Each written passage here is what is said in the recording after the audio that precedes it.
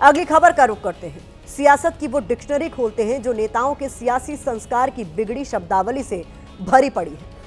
UP में BJP नेता और मंत्री दिनेश प्रताप सिंह ने आज प्रियंका गांधी के लिए कुछ ऐसा कहा जिससे महिलाओं के प्रति उनकी तिरस्कारी सोच देश के सामने आ गई। इसी तरह कर्नाटक में बीजेपी नेता सीटी रवि की जुबान आउट ऑफ कंट्रोल हो गई है। इन दोनों नेताओं के बयान से जुड़े कीवर्ड्स इनकी बदजुबानी की झलक दे रहे हैं, जैसे शूर्पणखा, राक्षस, चोर, लाश, वोट चोर, हिंदू मुसलमान, सिर काट देंगे, दफन और बाप। दोनों नेताओं ने अपशब्दों की चिंगारी छोड़ी तो सियासत सुलग उठी।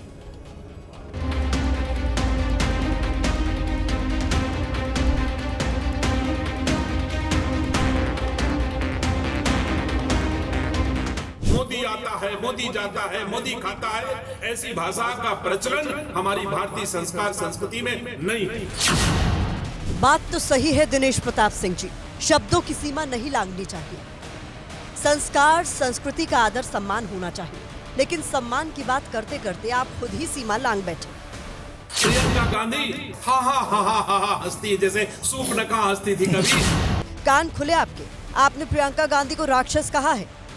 आपने ये शब्द देश के एक माननीय सांसद के बारे में कहे हैं। ये कैमरे पर आने का मोह है या बड़ा नेता बनने का गुण, ये आप जाने, लेकिन इतना तय है कि आपकी जुबान अब आपके कंट्रोल में नहीं है।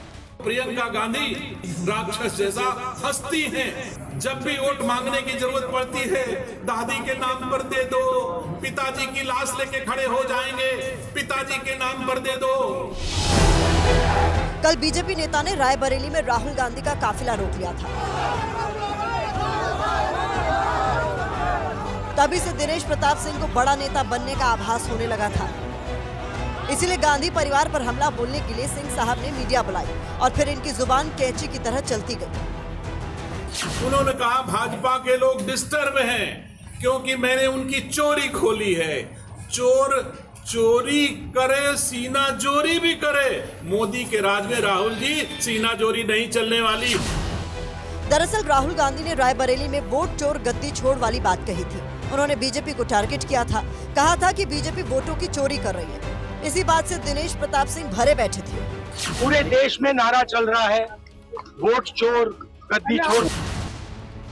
राहुल और प्रियंका को लेकर दिनेश प्रताप सिंह ने हदें पार की तो कांग्रेस खेमा भी एक्टिव हुआ और कांग्रेस ने बात चरित्र तक पहुंचा दी। घटना निंदनीय है, दुर्भाग्यपूर्ण है। अगर साहस है तो नैतिक रूप से लड़ाई लड़िए, नैतिक रूप से करिए। आप क्षमा याचना करिए। कांग्रेस पार्टी में आप रहे हैं तो मुझे लगता है छोटे लोग छोटी हरकत करेंगे, इससे कांग्रेस पार्टी इससे उम्मीद रखती है। रायबरेली के बाद जरा कर्नाटक के मांड्या चलिए। यहाँ भी बीजेपी के वरिष्ठ नेता सीटी रवि की जुबान मांड्या के मद्दूर में हुई गणेश विसर्जन रैली में आए थे, लेकिन यहाँ नेताजी हिंदू मुसलमान से होते हुए सिर काटने की धमकी पर आ गए।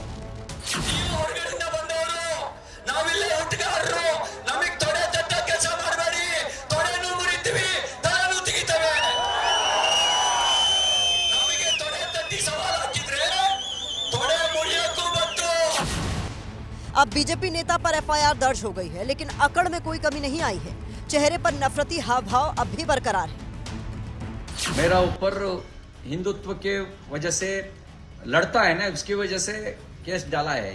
केस की वजह से डर करके घर में बैठने लोग हम नहीं है। हम लड़कों कम्युनिटी है, हम लड़ेंगे, सच के लिए लड़ेंगे, राष्ट्र के लिए लड़ेंगे, हिंदुत्व के लिए लड़ेंगे, जनता के लिए लड़ेंगे।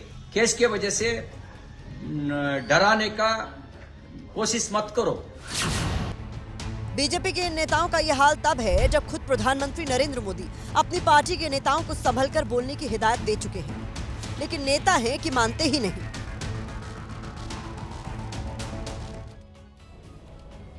तो अगली बार जब ऐसे नेता महिलाओं के बीच वोट मांगने जाएं तो आप एक बार इनके ऐसे बयानों के बारे में सोचिएगा जरूर, क्योंकि एक महिला के लिए उसके सम्मान से बढ़कर कुछ नहीं है और महिला चाहे कोई भी हो, उसके सम्मान से किसी तरह का समझौता नहीं किया जा सकता।